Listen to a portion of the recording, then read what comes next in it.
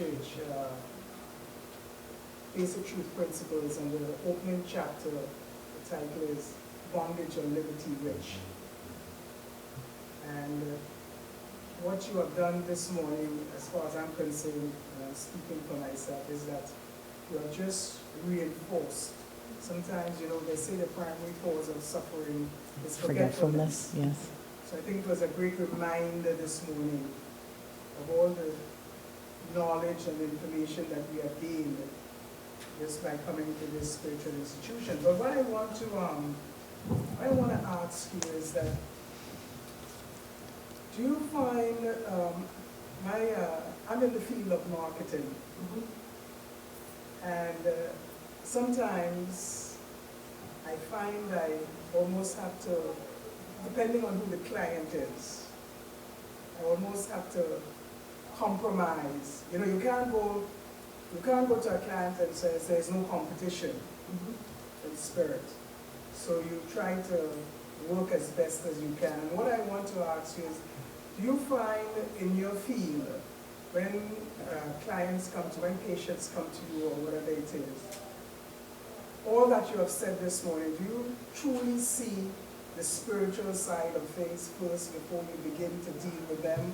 Or like people say, you get real, and you get human again, and it's almost like a conflict is going on inside of you. I hope what I've asked has made sense. But I find in working I live in a small country, and everybody knows each other.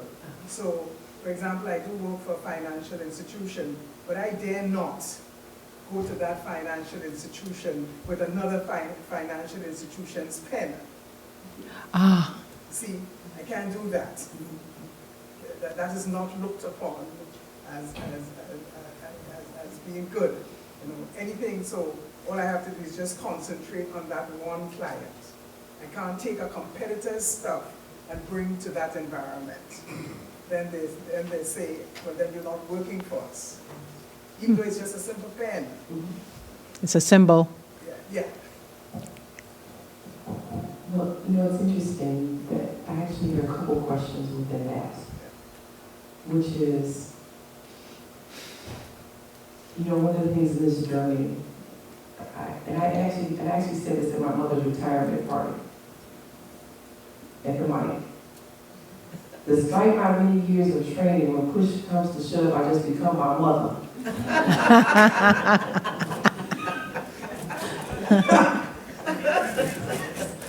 So, and my mother is very much a very powerful goddess.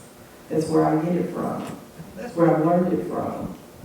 And so it takes work and it takes effort for me to sometimes see the divine one in others. That has been a process of my growth, and I'm still in the process of that happening. I in no way want you all to think just because I'm sitting here on this stage that I've got it all down, because that's not what it is. But what I know is, even though this journey, we're all on a journey, although we don't know the destination.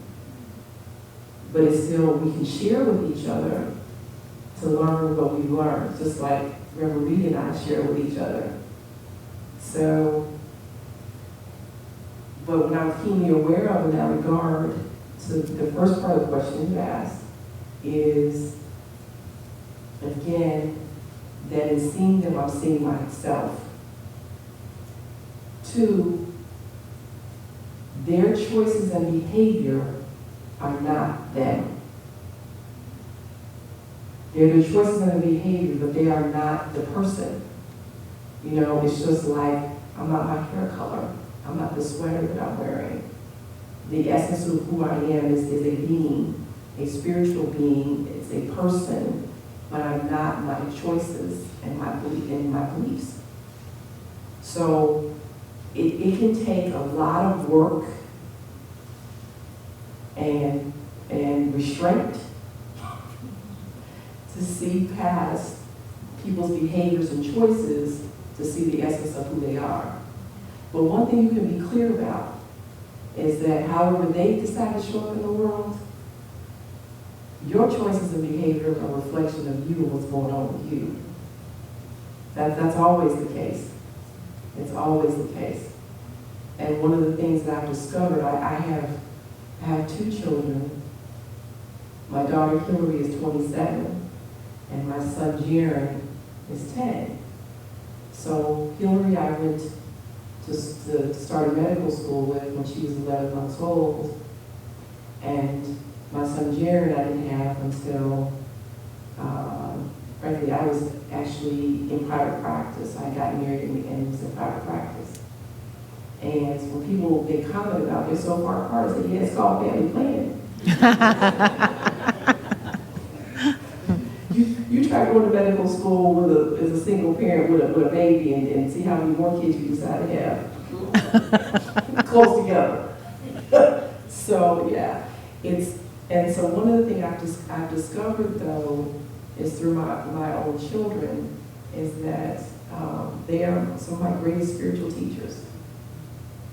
And so when I'm learning to turn to be more patient because with my son, he's very different than my daughter is. And to honor him, I can't expect him to be like her. So I have to adjust to do what's going to be best for him to parent him. Remember I was kind of talking about that earlier. What does this situation require of me? How best can I serve? And the things that I see him doing, I'm going, that's just a reflection of you, right? Yeah. So it helps if you understand that when people show up, they're showing up as a reflection of you in some way. So the question is, what is it that they're here to show me? What is the lesson in this? Does that make sense? Okay. Now the other underlying question that I hear in there, it's a couple things. Number one, I look at things differently because when I said all of this is old wisdom, but it's the presentation that changes. Mm-hmm. And that presentation matters. It matters because people who resonate with the message I have, I'm not going to necessarily be the same people who resonate with a different message from a different messenger. Mm-hmm. So it does matter. The same thing is true with when you're working with your clients. From my perspective, really the person that you're competing with is yourself. How are you going to show up? What kind of product are you going to deliver? What kind of service are you going to deliver? What needs are you meeting? Everybody don't want grape Kool-Aid. You know what I'm saying? They don't. Now somebody might want fruit punch Kool-Aid, and some people don't want Kool-Aid at all. They want iced tea. So that's you see what I'm saying? And I think that is part of the message that you wanted to deliver in terms of if you working with clients, that you just need to be your best self. You need to be your best self with the best product, with the best service that has a wow, that meets a need, and let's say, build it and they will come. As far as the other thing you were talking about in terms of the pen, etc., some messages are subtle. And so I get why a company wouldn't want you to have material that's coming from somebody else, because even in that subtle message, it's about a different company. It's a conflict. But I'm going to tell you something else I hear underneath what you're saying. You want me to tell you? Yes. What I hear underneath what you're saying is about if where you are serves you best.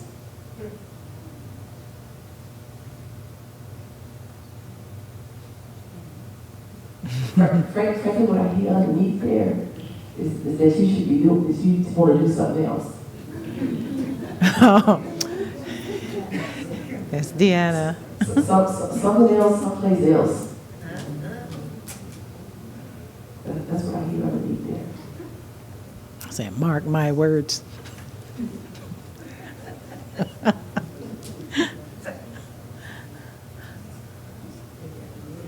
So, so in case y'all are not aware of that, I have the ability to hear or to perceive beyond the five senses. But I always ask permission to share first. I will just drop it out there on you. I think there was a question over here. So another question? Me? Yeah, can you please introduce yourself? Yes, I'm Yvonne Finn, and it's nice to meet you, Dr. Durr. And my question is this. You're a psychiatrist, right? Yes, ma'am. Which makes you a scientist. Absolutely. And you're also a spiritual person. Absolutely. We talked about disconnect earlier. Did you ever have to address that? Because some scientists, you're biologists, medical scientists, don't believe. No, you know, the interesting thing is, you know what, let me see. Did that come up? Yeah. Yes. There it is. Okay. See my lovely picture? I do. That is a nebula. Yes. And the reason I wanted to show you all that is because, as you've already pointed out, that in part I'm a scientist.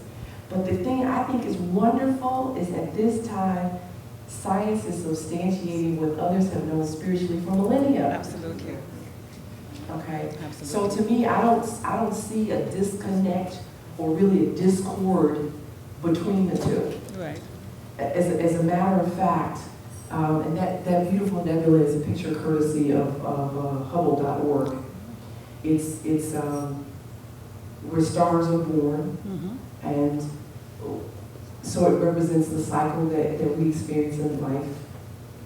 You know, non-form, form, and non-form. It's why he said, you know, we're all made of everything because we're children of the universe, bringing stardust. Because when the stars explode, and then that material goes all over the universe, and it ends up in us. Right. So definitely, there is no discordance for me in that. As a matter of fact, at times when I'm meditating, I will mentally just go sit up amongst the stars when I'm meditating. And actually, when Reverend Reed told me that about the glass is full, it's not half empty, how I translated what he was saying to me was through astronomy. Because I'm going, what do you see when you look into space? You see stars, and you see planets that all you can necessarily tell they're planets, and you see space. But guess what's in the space? Can you see what's in the space? No, that's why it looks like space, because you can't perceive anything, but you got dark matter, you got black holes, you got all kinds of stuff that you can't perceive, but there's something there. So that's how I train. So for me, they're interlinked and they work together. Now, for some folks, and some folks are much more grounded in the concrete. When I say concrete, I mean specifically the five senses. And if there's not a study to substantiate it, they're not trying to hear it. That's not me. That's not who I am. For me, I understand that even as a psychiatrist, I prescribe antidepressants. They work for about 2/3 of people. There's a reason for that, in part because of who they do studies on. Meaning, if they do studies largely on white males, there's different things that are going on with them genetically, and also gender-wise, etc., that may not translate to white females, may not translate to people of other races, may not translate to kids. So there's a reason why it works for some people, but not everybody. And even it doesn't work. And so even for the folks that quote unquote, it doesn't work for everybody. So I just want, again, I'm more about experience. I am more about what my experience is. You know, God saying to me, like some of the stuff I read, we were reading in chapter 19. Did you hear him say, "You're not a baby"? He said, "Baby steps, but you're not a baby. You've done this before." You hear him say that? Mm-hmm. Yeah. So and then actually 2 chapters before that was the first chapter when he had the conversations. He said, I have helped you. I will always help you. even when you come home and go back again. And so I'm going, this sounds like he's talking about reincarnation. so a few months later, I actually asked him, I said, what's going to become of a relationship that I was in with somebody? And the answer was, this is not your first lifetime together, this is not your last lifetime together, there will be others. I was like, okay, I am done wondering about reincarnation. And for me, it's not about then what somebody else says to me or tells me, what's written, what's not written. It's about what my experience is. So you can't, for me, you not discount my experience. You cannot negate my experience. And that's why I'm so strongly encouraging everyone as part of the message to develop your own experience with the one. Then nobody can tell you something different. And it's also easier to trust what you have experience with. And just as a little reminder, that's what reminded me. How many folks do y'all know have the same track record as God? How many people do you require to have the same track record as the one before you'll trust them? See, that's a matter of a child psychiatrist for you. All right? Yes, thank you. Okay. My name is Like the prodigal Maxine. son. Can you hear me? It's like the- Maxine. Okay. And you started out by saying embrace the things that happen in your life. But I'm going to ask this question anyways. You've answered it in your conversation with God. How do you change past hurts or seeming hurts into healing? How do you change what has happened in your life into complete healing, if there is such a Maxine, thing? Let me ask you something, because I can talk about it in generalities, but it will be helpful. Is there something that you're comfortable sharing with as an example?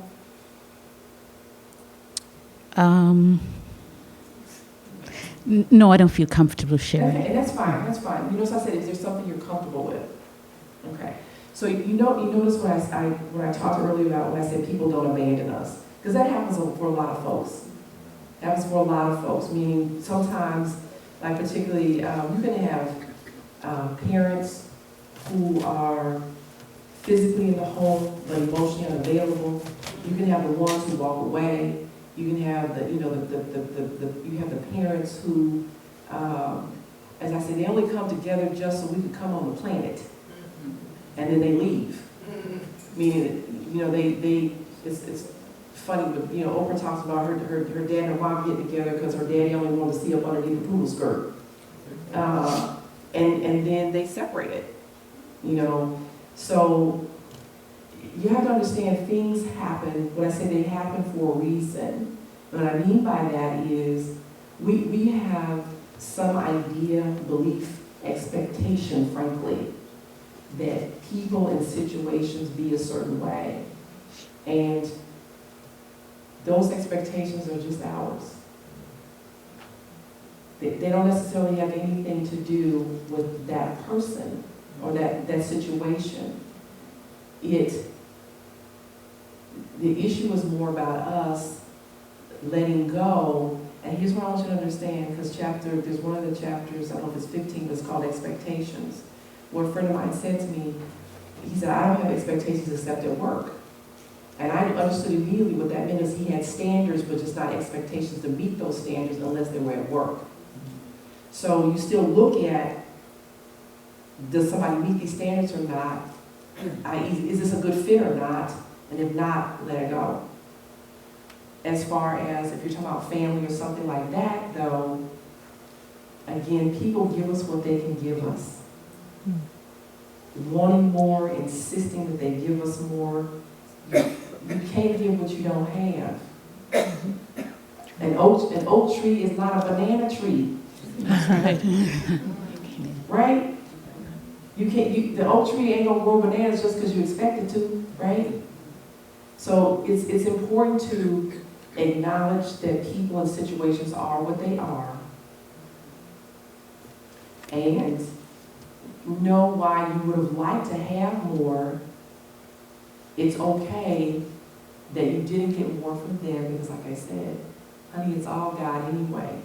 And so bless them and send them on their way. Thank them for having come in. Because guess what? In some ways, remember I said to you, they're a reflection of you. So they're showing you something. They're showing you something about you. They're showing you something about you, and the important thing is to see that, whatever that is, so that you can grow and develop that some more.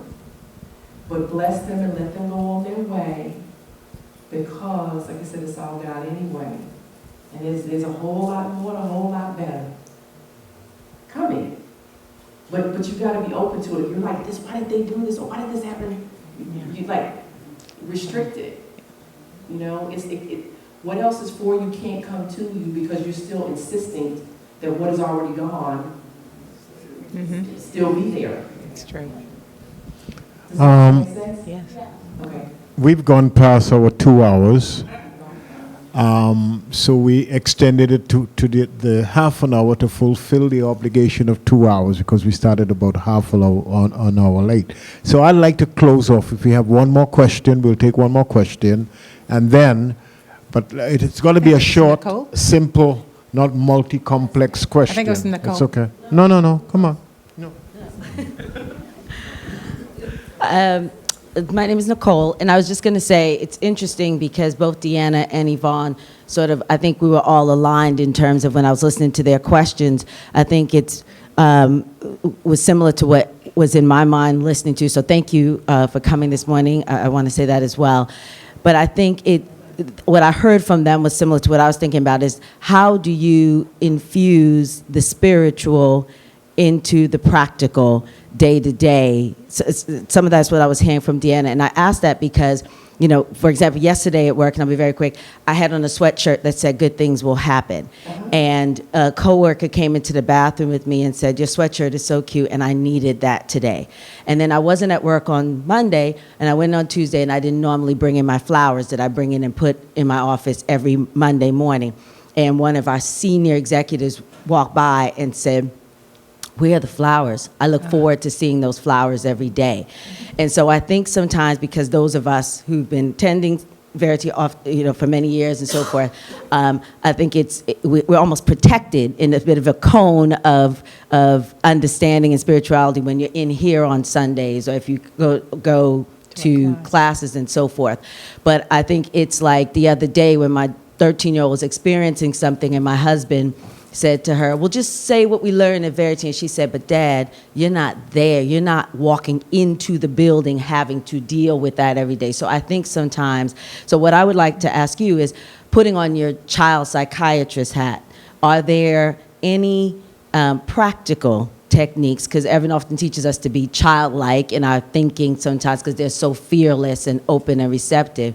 When they get off track and obviously are hurting and come to you, are there any practical techniques that you give to them to help them get back on track? Because I think, you know, it probably could be of value and benefit as well as we go through trying to bring our spiritual selves to our day-to-day lives. Does that make sense? Oh, that's easy. That is an easy one. I'm trying to get this other slide over. I only had two slides, and so she's going to so there, see that is. Sometimes the thing that is holding you back is all in your head.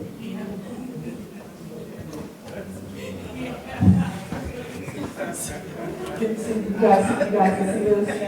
Okay. So what I'm saying is, again, you get the separation. I'm asking you to put in your child psychiatrist hat.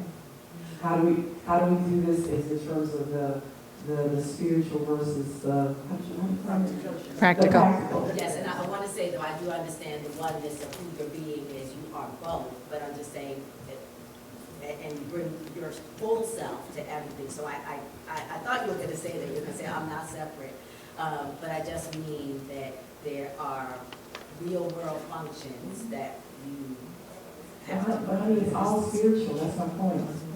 It's all spiritual. Every moment is a spiritual moment. Everything that you encounter can be a spiritual practice. So there's not a separation between the spiritual and the practical.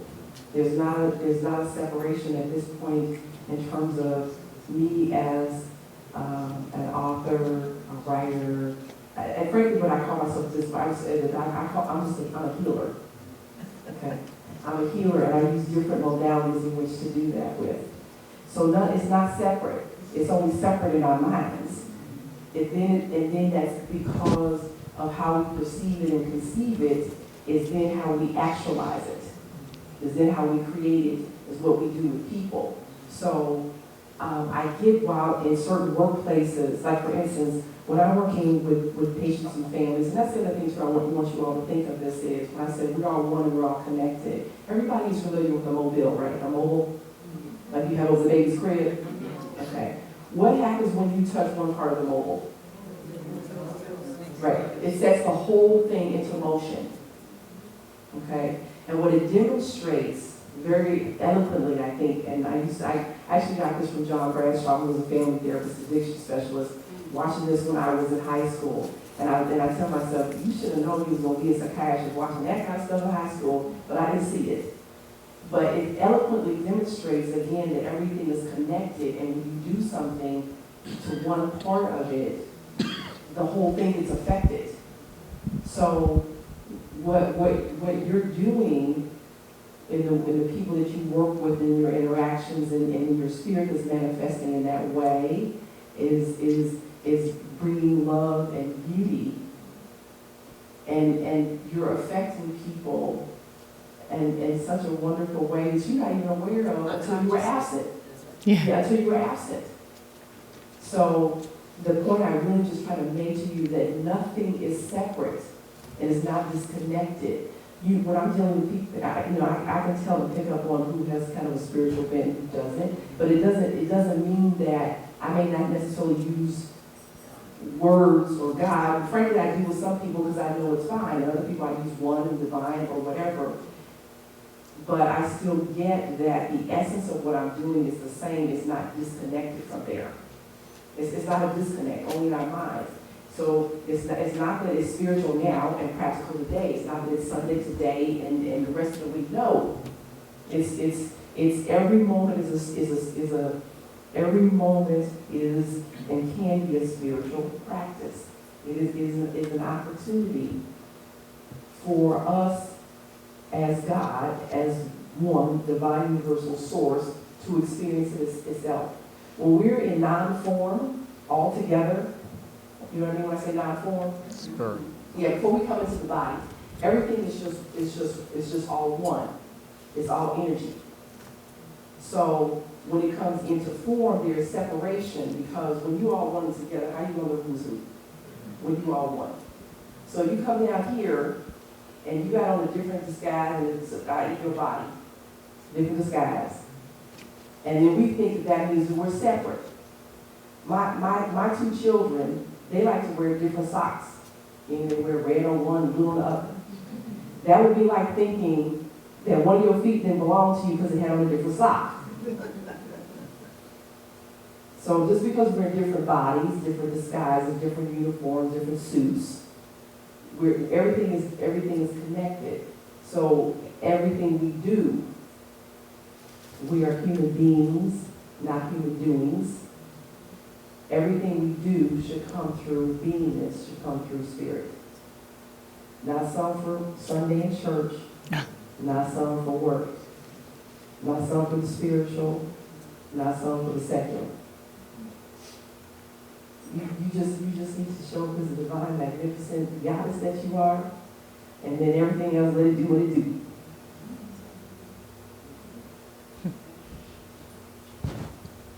All right. We good?